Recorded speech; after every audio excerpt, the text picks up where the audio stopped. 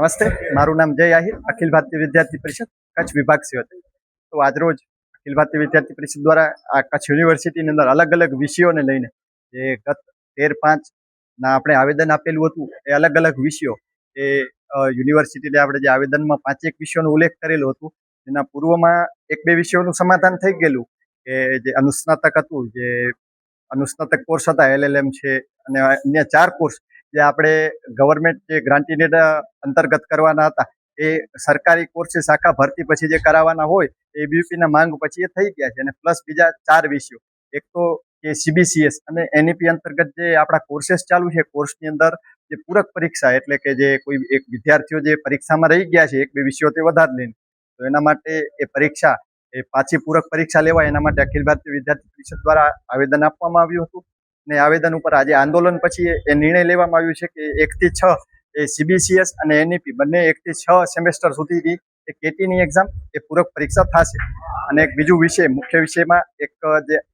જે આપણા external course છે, યુનિવર્સિટી દ્વારા જે એક્સટર્નલ કોર્સ ચાલુ છે, તો એ એક્સટર્નલ કોર્સની ફી અન્ય યુનિવર્સિટીની ગણનાએ ખૂબ વધારે હતી. તો અખિલ ભારતીય વિદ્યાર્થી પરિષદે એ આવેદનની અંદર ઉલ્લેખ કરેલું કે એક્સટર્નલની ફી ઘટાડવામાં આવે. તો એ આવેદનથી BOMના નિર્ણય પછી ગતરોજ 2 દિવસ પહેલા એક્સટર્નલની ફી ઘટાડવાનો નિર્ણય કરવામાં આવ્યો છે. અને સાથે સાથે જે બીજું વિષય હતું કે લાલન કોલેજના અલગ અલગ વિષયો હતા, ત્યાં ખૂબ મોટા પ્રમાણે ઝાલા સાહેબ જે લાલન કોલેજના પ્રિન્સિપલ છે એની મનમાની થતી હતી. તો ઝાલા સાહેબને પણ યુનિવર્સિટી બોલાવી અને રજિસ્ટ્રાર સાહેબ VC સાહેબ દ્વારા આજે ફટકાર લગાવવામાં આવી છે. અને જે કંઈ બી વિદ્યાર્થી લગતા અલગ અલગ પ્રશ્નો છે એને લઈને આજે આવેદન કરવામાં આવ્યું હતું. તો જે વિદ્યાર્થીઓ અખિલ ભારતીય વિદ્યાર્થી પરિષદ સાથે જોડાયા હતા અને અખિલ ભારતીય વિદ્યાર્થી પરિષદના કાર્યકર્તાઓ દ્વારા આજે રજિસ્ટ્રારની ચેમ્બરનો ઘેરાવ કરી અને આ સમગ્ર નિર્ણયો એ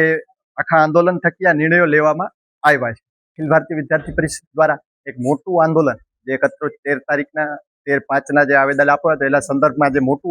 આંદોલન કે જેમાં વિદ્યાર્થીઓ, જે સમગ્ર વિદ્યાર્થીઓ વિષયને લગતા અને ABVPના કાર્યકર્તાઓ દ્વારા યુનિવર્સિટીમાં રજિસ્ટ્રાર સાહેબની ઓફિસમાં 11 વાગ્યાથી લઈને 2:30 વાગ્યા સુધી આખો લાઇટ પંખા બંધ કરી અને જે આંદોલન સમગ્ર ચલાવવામાં આવ્યું એના પગલે આજે યુનિવર્સિટી દ્વારા ABVPની તમામ માંગો સ્વીકારવામાં આવી.